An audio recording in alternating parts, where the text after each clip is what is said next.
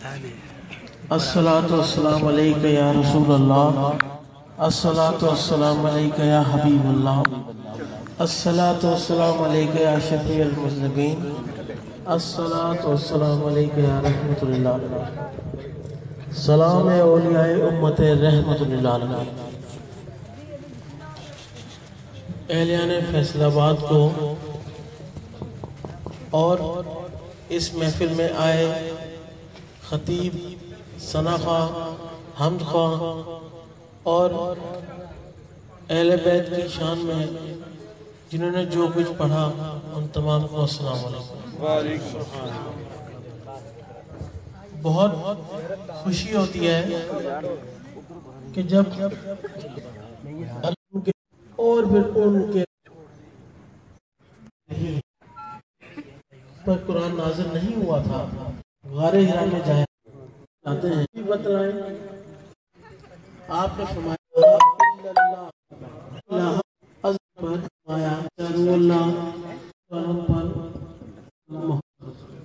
تو جب کو معلوم ہوا کہ کیا آیا ہم آقا، پھر روایت بیان کرتی ہے کہ جب حضرت عمر فاروق رضی اللہ عنہ فرماتے ہیں کہ جب میں مسجد نبوی سے کلمہ طیبہ کے ورد کی آواز سنتا تو میں جان جاتا کہ با جماعت نماز مکمل ہو چکی اور اب حلقہ ذکر کا اہتمام کیا جا رہا ہے، تو میں اس محفل میں شریک ہو جاتا۔ پھر آپ فرماتے ہیں کہ جب میں کلمہ طیبہ کے ورد کی آواز نہ سنتا تو میں اپنے قدم کو تیز تیز بڑھاتا اور سمجھ جاتا کہ ابھی نماز کھڑی ہے، تو میں اس نماز میں جا کے شریک ہو جاتا اور اس کے بعد آپ کے بتائے ہوئے ذکر پہ عمل پیرا ہو جاتا جو کہ لا الہ الا اللہ۔ پھر ایک اور روایت بیان کرتے ہیں کہ حضرت ابو بکر صدیق رضی اللہ تعالیٰ عنہ مسجد نبوی سے باہر آئے اور اہل مدینہ سے کہا کہ آج جس نے دنیا جہان کی بادشاہی لوٹنی ہے وہ لوٹ لو، جس نے دنیا جہان کی کنجیاں لوٹنی ہے وہ بھی لوٹ لو۔ اہل مدینہ سمجھے کہ شاید ان کے پاس کوئی بڑا لگ گیا ان کے ہاتھ، آج یہ تقسیم کریں گے۔ جب وہ اندر مسجد نبوی میں داخل ہوئے تو دیکھا کچھ صحابہ کرام بیٹھ کے اللہ کا ذکر کر رہے تھے، کلمہ طیبہ کا۔ تو انہوں نے کہا کہ اے ابو بکر، وہ کنجیاں اور بادشاہیاں کہاں ہیں جس کا تم نے تذکرہ کیا تھا؟ آپ نے ارشاد فرمایا، آپ فرمانے لگے کہ یہ ورد اسی جہان کی کنجی ہے، یہ ورد وہی بادشاہی ہے کہ جس کو تمہارے دل میں اگر پیوست ہو گئی تو یہ کنجی ڈائریکٹ رب العزت کے جہان میں کھلتی ہے، پھر جب چاہے گا جیسے چاہے گا وہ تجھے نواز دے گا، اس کنجی کو حاصل کر۔ یہ وہی ذکر ہے جس کے لیے اولیاء کرام فرماتے ہیں کہ افضل ذکر کلمہ طیب لا الہ الا اللہ۔ افضل کیوں؟ کیونکہ یہ وہ عبادت ہے جو سب سے پہلے غار ہرا میں آقا دو عالم نے فرمائی، یعنی کہ عبادتوں میں اگر سنت دیکھی جائے تو پہلی سنت ذکر اللہ ہے۔ پھر جب آپ پر قرآن نازل ہوا، آج اگر ہم کوئی کتاب پڑھیں کسی کی بھی لکھی ہوئی، انگلش میں ہو، اردو میں ہو، عربی میں ہو، فارسی میں ہو، سندھی میں ہو یا کسی قدیم زبان میں ہو، تو یا تو اس کتاب کے پہلے پارے پر یا اس کتاب کے آخری صفحے پر لکھا ہوا ہوتا ہے کہ اس کتاب کے جملہ حقوق محفوظ ہیں، اس کتاب کے جملہ حقوق محفوظ ہیں، یعنی کہ اس کتاب میں کوئی رد و بدل کرے گا تو قانونی کارروائی ہوگی، یا پہلے صفحے پہ لکھا ہوتا ہے یا آخری صفحے پر، جب مکمل ہو جائے یا شروع ہو۔ کیا وجہ ہے؟ مکمل شامل ہوں، اس میں ایک آیت آتی ہے، میں اللہ کس سے مخاطب ہے؟ ان سے جن کو آپ کے قرآن نازل کر دیتا. آج عید کے دن ہمیں بکرے نظر آتے ہیں اللہ کے نام کے, ہمیں محمد لکھے ہوئے بکرے بیل نظر آتے ہیں. 1 لاکھ کا بکرا 20-20 لاکھ میں بکتا ہے. کیوں؟ اس کے سینے پہ لفظ اللہ لکھا ہے, اس کے سینے پہ محمد لکھا ہے. ہم بکروں کی تعظیم کرنے لگتے ہیں. سوچیں جن کے سینے میں اللہ نے اپنا کلام اتارا, جن کے سینے میں اللہ رب العزت آواز کی طرح پیوند ہو گیا, ان کی تعظیم کیا ہوگی؟ اور پھر اس آیت کا کیا مطلب جو اس بیچ میں آگے اتری؟ اس کا مطلب یہ کہ یہ جو قرآن میرے محبوب کے سینے میں ہے, اس میں کوئی رد و بدل نہیں ہوگا. اللہ کاغذ میں لکھے قرآن کی بات نہیں کر رہا, اللہ چمڑے میں لکھے قرآن کی بات نہیں کر رہا, اللہ تمہارے حافظوں کے دماغ میں بسا لیے ہوئے قرآن کی بات نہیں کر رہا. اللہ تذکرہ کر رہا ہے حضور پاک کے سینے مبارک میں موجود قرآن کے, کہ جو قرآن میں نے حضور پاک کے سینے مبارک میں اتار دیا ہے, میں اس کا ضامن ہوں. اس میں رد و بدل نہیں ہوگا. یہ امن ہی امن ہوگا, یہ خیر ہی خیر ہوگا, یہ رحمت ہی رحمت ہوگا. یہ فرقے نہیں فرقوں کو جوڑے گا, یہ قومیت نہیں ایک قوم میں پیوست کر دے گا, یہ توڑے گا نہیں ایک جگہ اکٹھا کر دے گا. پھر جب آقا دو عالم نے پنجتن پاک کو اور صحابہ کرام کو اپنے سینے لگایا, جس طرح سے آج موبائل کو موبائل سے لگاتے ہو تو بلوٹوتھ کے ذریعے یا وائرلیس کے ذریعے یا وائی فائی کے ذریعے ایک دوسرے کی چیزیں دوسرے ڈیوائس کے اندر منتقل ہو جاتی ہیں. یہ آسان ایک مثال ہے سمجھانے کی. اسی طرح سے جب آقا دو عالم نے اہل بیت کو, پنجتن پاک کو, صحابہ کرام کو اپنے سینے سے لگایا, تو جو قرآن صحابہ آقا دو عالم کے سینے مبارک میں موجود تھا, اس کی ایک ڈیٹو کاپی, اس جیسا ایک نوری ڈیٹو کاپی ان کے سینوں میں بھی منتقل ہو گئی. جب ان کے سینوں میں منتقل ہوئی تو وہ آیت تو نہیں رہی ہوگی نا, وہ آیت بھی ادھر منتقل ہو گئی. جب آیت منتقل ہوئی تو اللہ کی وہ آیت کہ میں اس قرآن کا ضامن ہوں, اس میں رد و بدل نہیں ہوگا, وہ بھی ان کے سینے میں منتقل ہو گئی. تو پتہ چلا رب نے بھی فرمایا کہ میں اب اس قرآن کا بھی ضامن ہوں جو میرے محبوب کی صدقے ان کے سینوں میں آیا, اب ان میں بھی کوئی رد و بدل نہیں ہوگا. سبحان اللہ. یہی وجہ ہے کہ جو پنجتن سے پیار کرتا ہے وہ دہشت گرد نہیں ہے, جو پنجتن سے پیار کرتا ہے وہ فرقہ پرست نہیں ہے, جو پنجتن سے پیار کرتا ہے وہ نام نہاد فسادی نہیں ہے.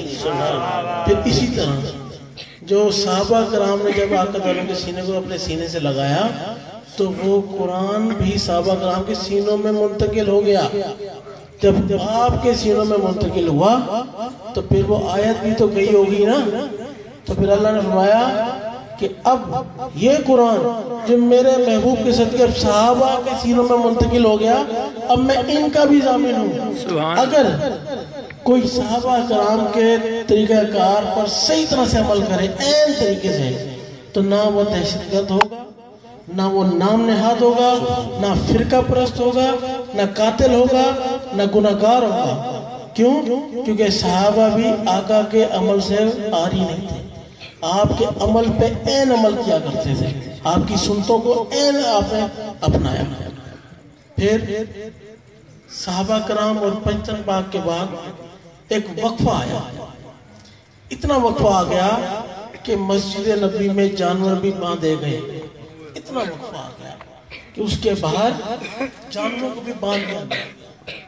یعنی کہ کربلا کے بعد جب آپ کو آپ کی اہل بیت کو شہید کیا گیا, پھر کیا ہوتا ہے, اتنے وقفے کے بعد اللہ نے دیکھا کہ اب تو اس امت کے سینوں میں سے میرے محبوب کا نور نکل جائے گا.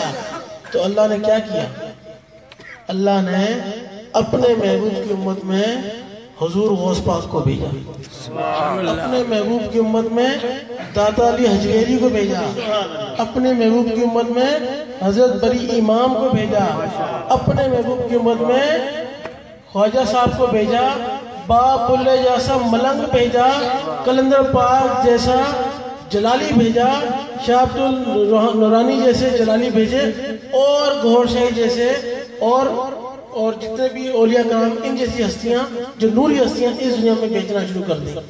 ان کا مقصد کیا تھا؟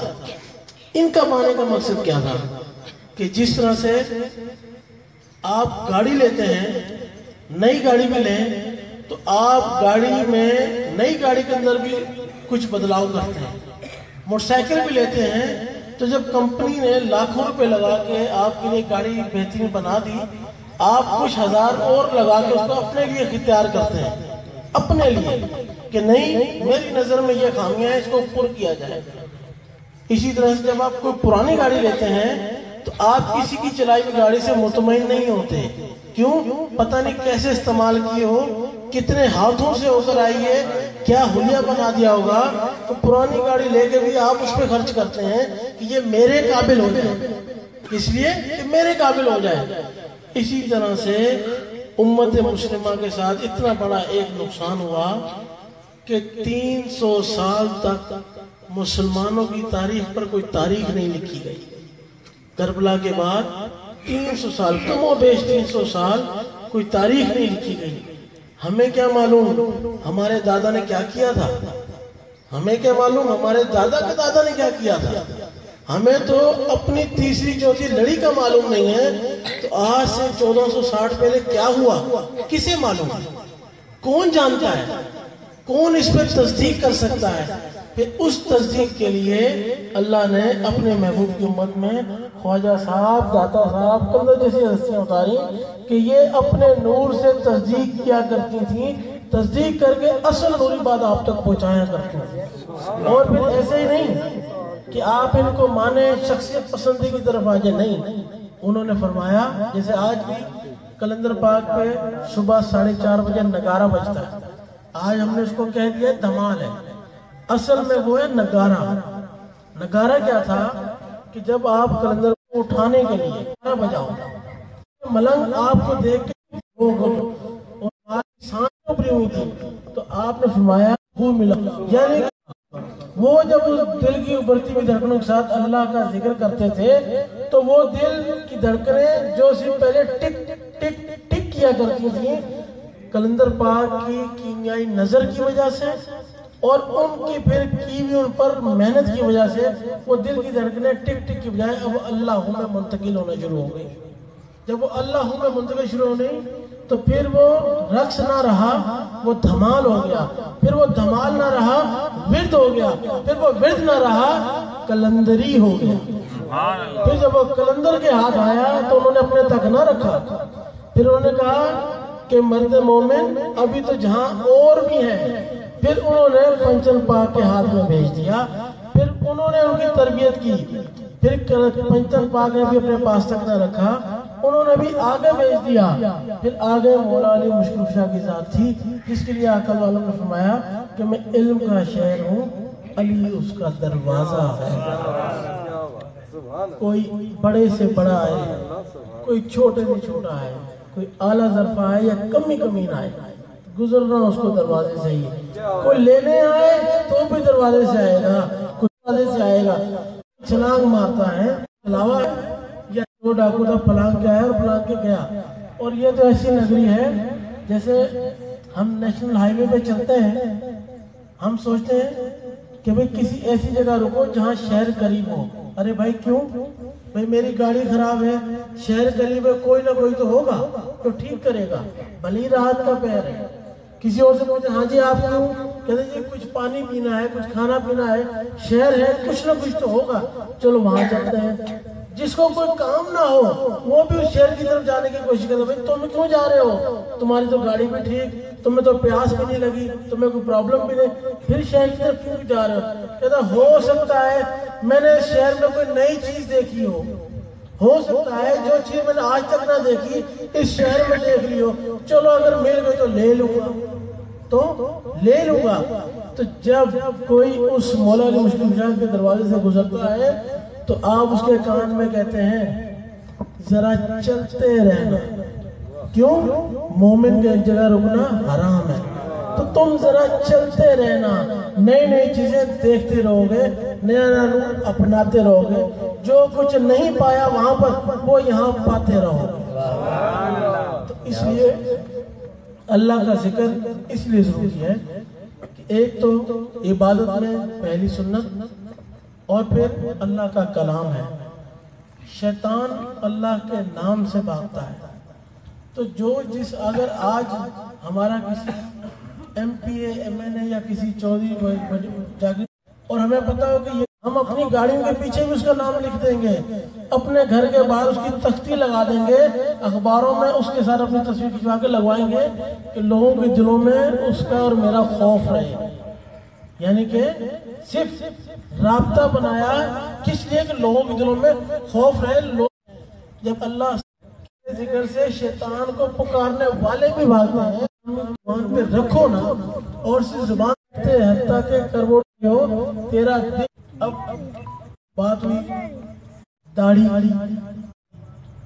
قادری کی، کسی خاص مدرسے سیکھنی، عالم تو نہیں ہوئے نا، اگر تعلیم حاصل کر رہے ہوں پاس وہی ہوگا جو اندر بیٹھا ہوا ہے پیپر دے گا، جو باہر ہے وہ پاس نہیں ہوگا۔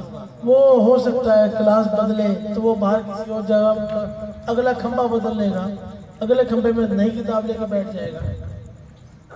تو جو بات کی داڑھی کی، اللہ فرماتا ہے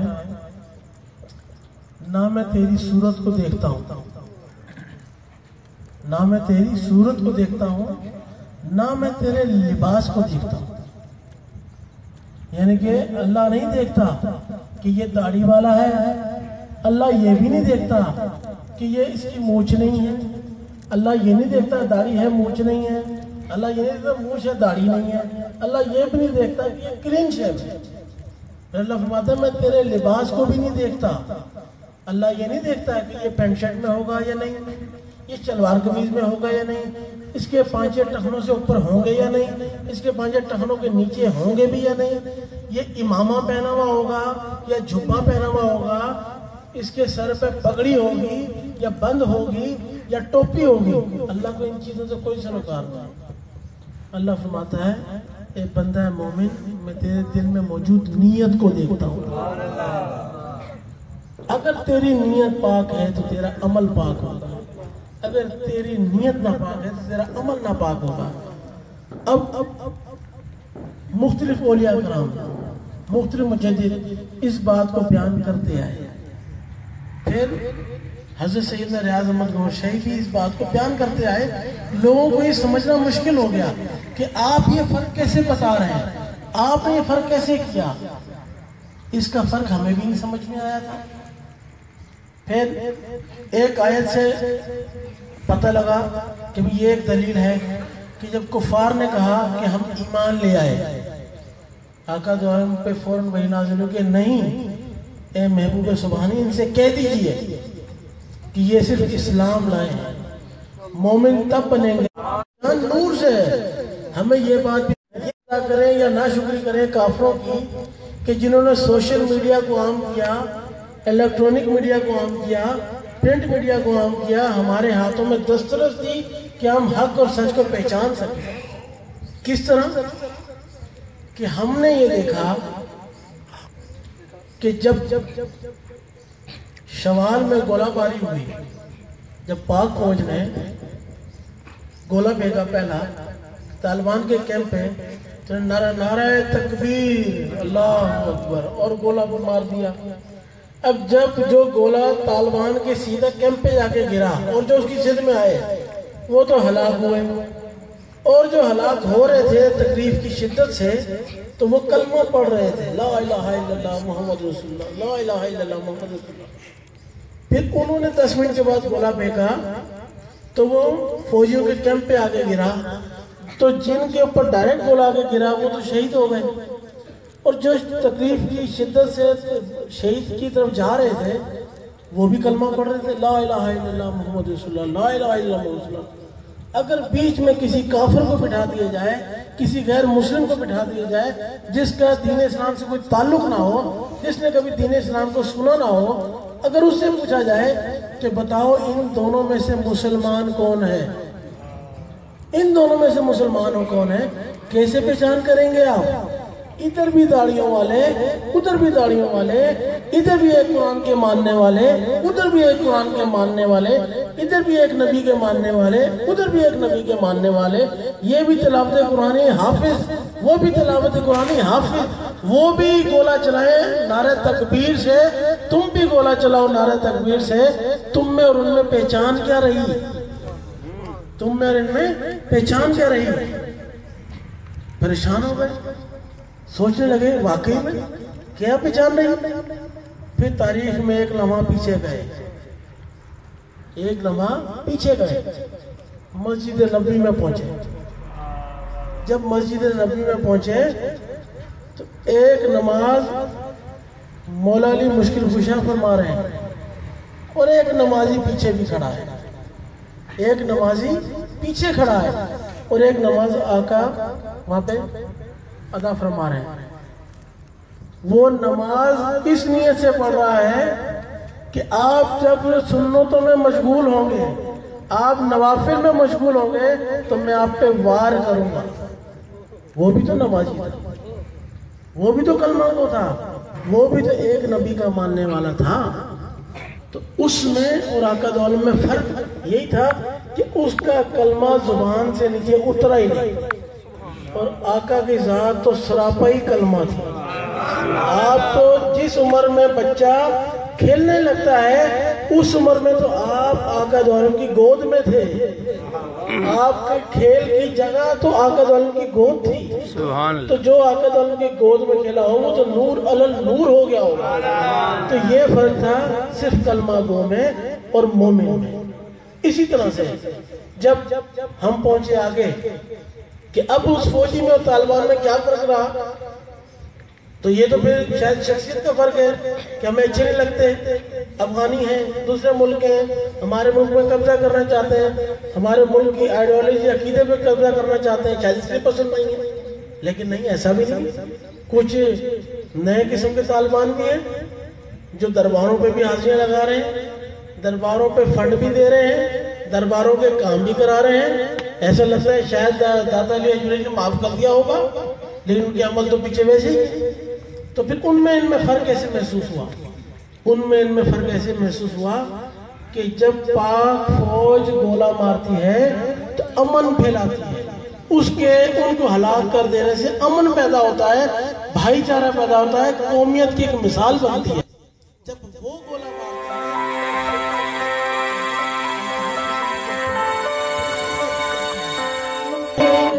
اس اجر سے، ان کے اس عمل سے نہ مسلمان بچتا ہے، نہ غیر مسلم بچتا ہے، نہ مومن بچتا ہے، نہ بچے بچتے ہیں، نہ عورتیں بچتی ہیں، نہ بوڑھے بچتے ہیں۔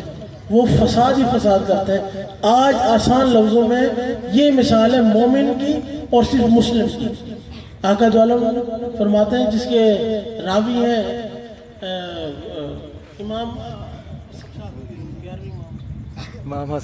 جعفر صادق، امام جعفر فرماتے ہیں کہ آقا دو عالم کو میں نے کہتے ہوئے سنا کہ آخری دور میں ایک ایسا ٹولہ اٹھے گا کہ جو آیتیں کفار پر نازل ہوئی وہ آیتیں مسلمانوں پر جبساں کرے گا اور انہیں قتل کرے گا۔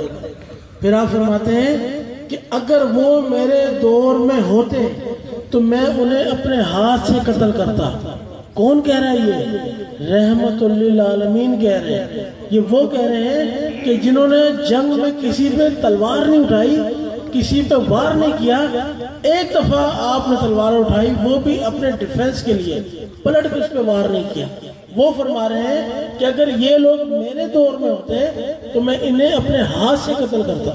سوچیں کتنے بدبخت ہوں گے، کتنے خبیث ہوں گے، کتنے بڑے ناسوک ہوں گے کہ رحمت للعالمین بھی وار کریں گے ان کے اوپر۔ تو ان لوگوں سے بچیں، ان لوگوں کے عقیدوں سے بچیں۔ یہ امن والے نہیں، یہ نقش امن کو نقصان پہنچانے کا باعث نہیں ہے۔ ایسے عقیدے عام طور پہ مل جائیں گے جس کی پہچان آقا دو عالم نے، جو ابھی تذکرہ بھی ہو رہا تھا کہ آقا دو عالم فرماتے ہیں کہ منافق کی پہچان یہ ہے اس کے سامنے علی کا تذکرہ کرنا، منافق ہوگا بھاگ جائے گا، عاشق ہوگا تو بیٹھا رہے گا۔ اسی طرح سے وہ کون سی چیز ہوگی جو تمہیں بٹھا کے رکھے گی؟ پھر وہ آیتیں نازل ہوتی ہیں کہ تمہارے دل میں نور ہو تو مومن کہلانے کے حقدار، تو اپنے دل میں نور پیدا کرو۔ پھر آپ نے فرمایا جنازے کا، کسی کا بڑا جنازہ کسی کے حق گوئی کی مثال نہیں۔ ایسے کہوں کہ اگر میں نیچے سے شروع کروں یا اوپر سے شروع کروں، نیچے سے چلتے ہیں اوپر، کیونکہ وہ پھر ختم نہیں ہو جائے گا معاملہ، کہ کتنے اولیاء کرام پوری اس پاکستان میں، تو پاکستانی ہوں تو پاکستانی کی بات کروں گا، کہ پاکستان میں کتنے اولیاء کرام جن کے نام کی دھمالیں آج ہوتی ہیں، ان کے جنازے کتنے بڑے تھے، کتنے بڑے تھے، تاریخ میں کہاں ملتے ہیں ان کے جنازے۔ پھر ذرا اور پیچھے جاتے ہیں، اماموں کے جنازے کتنے بڑے تھے۔ چلو اور پیچھے جاتے ہیں، آقا دو عالم حضرت محمد مصطفیٰ صلی اللہ علیہ وسلم، آپ کے ساتھ آخری وقت میں کتنے لوگ تھے، تو کسی کے جنازے کو دیکھ کر اس کی شخصیت کا اندازہ نہ کرنا۔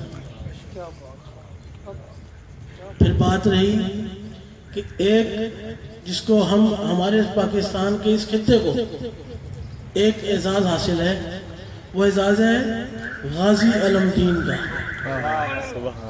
غازی علم دین جس کے وکیل حضرت قائد اعظم محمد علی جناح رحمۃ اللہ علیہ، جن کے وکیل دیکھو شروع سے لے کے آخر تک ایک وکیل حضرت قائد اعظم محمد علی جناح رحمۃ اللہ علیہ، اپنا موقف بھی نہیں بدلا۔ ایک غازی علم دین تھا جو غازی بھی ہوا، شہید بھی ہوا، باقی چیزوں پہ شک ہے، وکیل بھی بدلے، موقف بھی بدلے۔ میں آج گاڑی لیتا ہوں یا روڈ پہ چلتے ہوئے اگر مجھے کوئی 100 کا نوٹ مل جائے گا یا 1000 کا نوٹ مل جائے گا اور اس کا دعوے دار کوئی نہیں ہوگا تو اس کا دعوے دار میں بن جاؤں گا۔ اگر وہ ہاتھ میرے لگ گیا اس کے بعد کوئی دعوے دار آیا، میں کہوں گا یہ تو تھا ہی میرا۔ جب پیسوں کے لیے میں اپنا حق نہیں چھوڑ رہا جو میرا ہے ہی نہیں، تو آقا دو عالم حضرت محمد مصطفیٰ صلی اللہ علیہ وسلم کے لیے کوئی عمل کیا ہو اور آخر میں آ کے موقف بدل دو، یہ تو سوال آگے ہوں گے، یہاں نہیں، یہاں فیصلہ یہ سوال آگے۔ تو آخری بات کہ غازی علم دین تھا جو ہمارے اس پاک و ہند کا بادشاہ، ہمارے اس پاک و ہند کا اصل خالق، اس کی عظمت کو سنا۔ پھر اب چونکہ شاید بات طویل ہو گئی، میں اس پہ اکتفا کروں گا کہ اللہ کا نور اپنے دل میں بسائے۔ اب اللہ کا نور ہی کیوں، اللہ ہو ہی کیوں؟ جب اللہ کے 99 صفاتی نام ہیں تو صرف اللہ ہوئی کیوں؟ اگر مجھے زرداری سے یا پریزیڈنٹ سے ملنا ہو تو میں ایس ایچ او کے ترلے تو نہیں کروں گا کہ بھئی مجھے پریزیڈنٹ سے ملاؤ، وہ بھی کہے گا کہ بھائی غلط ڈپارٹمنٹ میں آ گیا، پریزیڈنٹ اسی میں جاؤ، وہاں جا کے بات کرو۔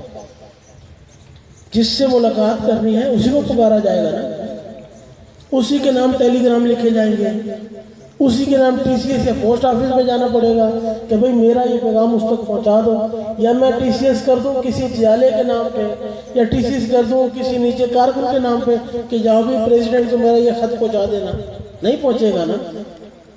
اسی طرح سے اللہ کے 99 صفاتی نام، یا رحمانو، یا رحیم، یا قدوس، یا غفار، یا رزاق، یہ اس کی صفت ہے کہ اللہ ایسا بھی ہے، اللہ ایسا بھی ہے، اللہ ایسا بھی ہے، وہ مصور بھی ہے، وہ سب کچھ ہے، یہ اس کی صفات ہے۔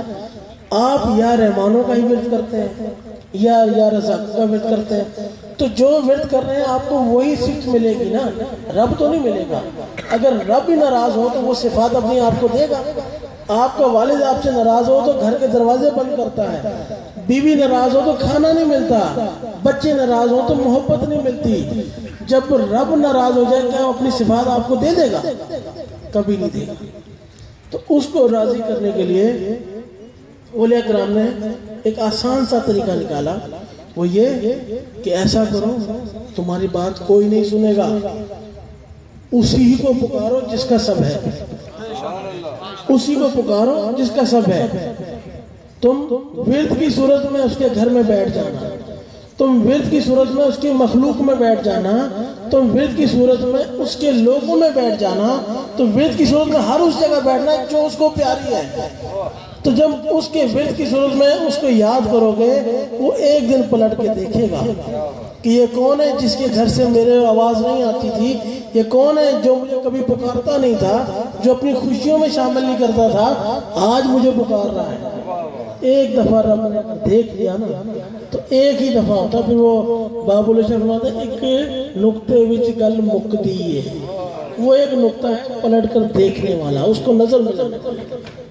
تو جب اللہ راضی ہو جائے گا، اللہ کا نور آپ کے دل میں اتر آئے گا، پھر آپ کو رزق کی کمی ہے تو اپنی صفات آپ پہ کھول دے گا، آپ کو رحم کی کمی ہے اللہ اپنی صفات آپ پہ کھول دے گا، آپ کو اللہ جو چاہے گا، جس چیز کی آپ کو ضرورت ہوگی آپ کو کہنے کی ضرورت نہیں پڑے گی، وہ آپ پر عیاں کرتا چلا جائے گا۔ اور یہی وجہ ہے کہ اولیاء کرام کے مزارات پہ جب ہم لوگ جاتے ہیں، یا اہل حق یا عالم حق ہو، اس کے بعد جب اس کی صحبت میں بیٹھتے ہیں تو اللہ ان پر یہ ساری نوازش کر چکا ہوتا ہے۔ ہم سمجھتے ہیں کہ اللہ کا ولی فقیر ہوگا، گدھا گاڑی پہ گھومتا ہوگا، اور اس کے پاس چلنے پھرنے کے لیے ایک چپل کسی اور رنگ کی ہوگی، ایک چپل کسی اور رنگ کی ہوگی، وہ اچھی بات نہیں کر پاتا ہوگا، وہ دیکھنے میں بڑا غریب غربا سا ہوگا۔ اب اس کی میں مثال دوں، اگر آپ میں سے کسی کے پاس بہت زیادہ پیسہ آ جائے اور آپ کا دوست غریب ہو تو آپ اس کو اچھے کپڑے پہنا دیں گے، اس کو ایک گاڑی اس کی سواری لے دیں گے، اس کو ایک گھر بھی لے دیں گے، اچھا رشتہ بھی کرا دیں گے، اس کا مال و اسباب کا ذریعہ بھی بنا دیں گے۔ کیوں؟ آپ کا چہیتا دوست ہے۔ تو آپ اپنے دوست کے ساتھ یہ حال کرتے ہیں تو اللہ اپنے دوست کو گدھا گاڑی پہ گھمائے گا، اللہ اپنے دوست کو پھٹے پرانے کپڑے دے گا کسی صورت میں۔ وہ تو سب بادشاہوں کا بادشاہ ہے، وہ تو بخشنے والا ہے بادشاہی، تو کیا وہ اپنے دوست کو ایسی گھمائے گا؟ پھر کیا کسی نے شیخ عبدالقادر جیلانی رحمۃ اللہ کی سواری نہیں دیکھی؟ ان کی سواری وقت کے بادشاہ جیسی ہوا کرتی تھی، ان کے کپڑے وہاں پہ سلا کرتے تھے جہاں وقت کے بادشاہ کے چلتے تھے۔ کوئی گمان نہیں کر پاتا تھا مصر کا کہ یہ بادشاہ گزرا ہے یا شیخ عبدالقادر جیلانی رحمۃ اللہ گزر گئے۔ تو اللہ کے دوست ایسے ہوا کرتے ہیں۔ تو اللہ کے دوستوں کی پہچان اللہ کے نور سے ہوتی ہے۔ سرکار گوشائی کے پاس ہر قسم کے لوگ آئے، ہر فرقے کے لوگ آئے، ہر جماعت کے لوگ آئے۔ کیوں آئے؟ آپ نے کسی پہ پابندی نہیں رکھی کہ اگر تم مجھ سے ذکر لے لیا تو میرے جیسے لباس پہننا پڑے گا، میری جیسی داڑھی رکھنی پڑے گی، میرے جیسا امامہ پہننا پڑے گا، میرے جیسے چلنا پھرنا بولنا پڑے گا۔ کبھی نہیں کرنا ہے۔ آپ نے فرمایا تم جیسے ہو جہاں بیٹھ ہو وہیں لگے رہنا، بس ایک تسبیح اللہ اللہ کرتے رہنا۔ جب بھی نماز سے فارغ ہو جاؤ تتحیات کی حالت میں بیٹھ کے اللہ کا ذکر کرنا۔ اگر نماز نہیں پڑھ پائے کسی وجہ سے تو کم از کم اس وقت اللہ کا ذکر کرنا، نماز کا کفارہ ادا ہو جائے گا۔ سرکار گوشے کے پاس کچھ اہل تشیع حضرات آئے، کہنے لگے کہ جی ہم تو مولا علی کے چاہنے والے ہیں، امام حسن حسین کو پکارنے والے ہیں، ہم تو ان کے نام پہ ماتم بھی کرتے ہیں، تو ہمیں تو نور کی ضرورت ہی نہیں اللہ کی ذکر کی، ہمیں کیا فائدہ؟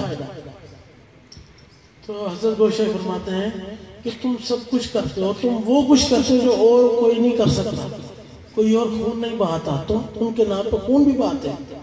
اللہ کو بہت پسند کہ میرے محبوب اور اس کی آل کے لیے اتنا کچھ کرتے ہیں، لیکن ایک خامی ایسی ہے جو تمہاری تمام محنتوں پہ پانی پھیر دیتی ہے، وہ یہ کہ جب تم تبرہ کرتے ہو صحابہ کرام کو یا اولیاء کرام کو جو برا بلا کہتے ہو تو تمہاری ساری محنت میں پانی پھیر جاتا ہے۔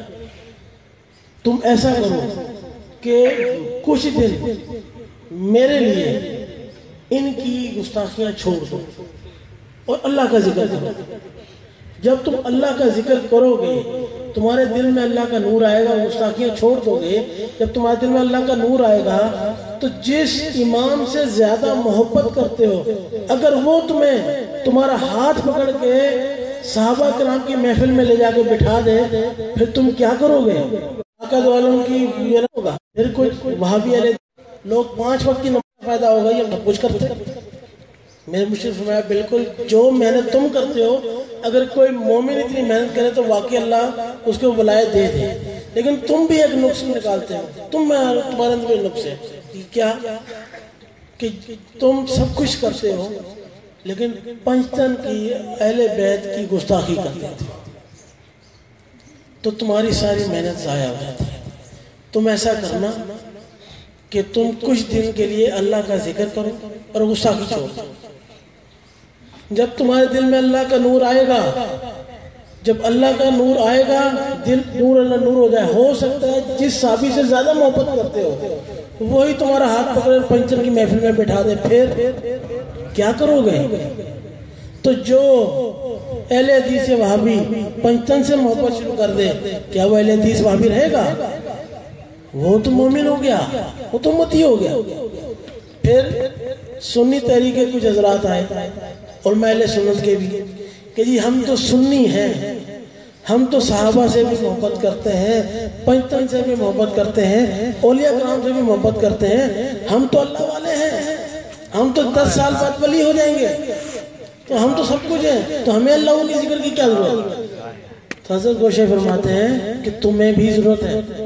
جی کیا کہتا ہے جب تک اللہ کا ولی اس دنیا میں موجود رہتا ہے، چلتا پھرتا ہے، تم اس کی مخالفت کرتے ہو، اور جب وہ ہزاروں من ماربل کے نیچے چلا جاتا ہے دربار کی صورت میں تو اسی کی مسجد کے مجاور بن جاتے ہو، اسی کے دربار کے مجاور بن جاتے ہو اور وہاں بیٹھ کے عظمتیں بیان کرتے ہو 100 200 300 سال تک پرانی، یعنی کہ اس ولی کے قبر میں جانے کے بعد اس کی تمہیں اہمیت یاد آتی ہے، اس کو نور فیض برکات نظر آتے ہیں، پہلے نظر نہیں آتے۔ جب اس دل میں اللہ کا نور ہوگا تو چلتا پھرتا ولی کی پہچان کر پاؤ گے، تو اس کی عظمت جو مرنے کے بعد کرنی ہے وہ زندہوں کی کرنا شروع کر دو گے۔ تو اس لیے اللہ کا ذکر ہر کسی کے لیے ضروری ہے، یہ نہ کوئی سوچے کہ میرے لیے نہیں، سب کے لیے ضروری ہے۔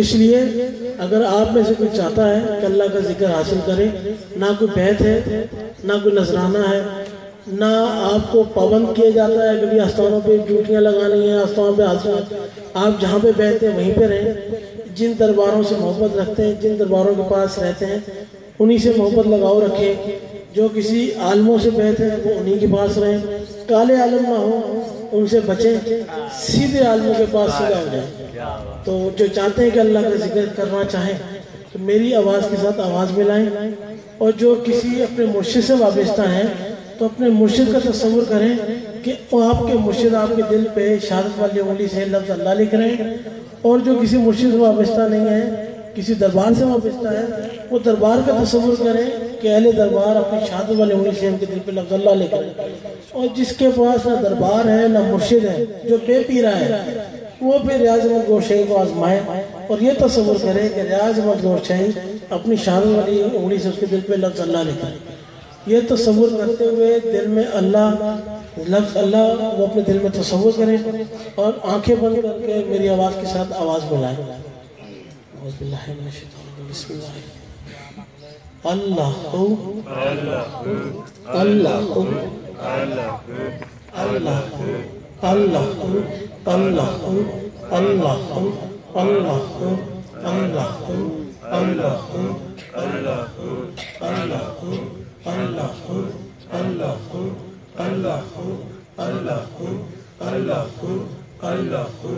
اللہ لا الہ الا اللہ محمد رسول اللہ صلی اللہ تعالی علیہ وسلم۔